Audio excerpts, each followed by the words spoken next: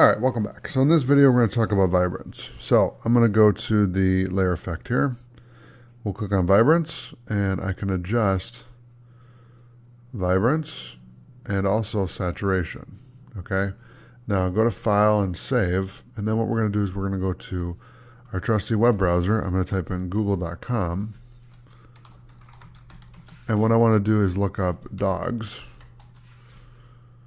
And we're going to go to images, and we'll grab a cute little dog, like this little guy right here. I'm going to right click and save that image as on the desktop. Close that out. I'll hit File, Open. We'll click on Golden Retriever Puppy. And then we're going to add that vibrance to him.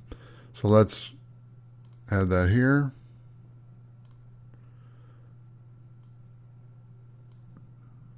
So you can really see what it's doing.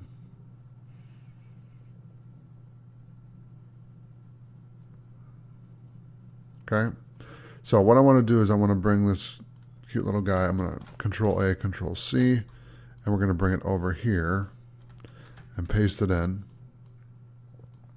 And then we'll just bring it all the way down. Actually, we'll keep it at the top here.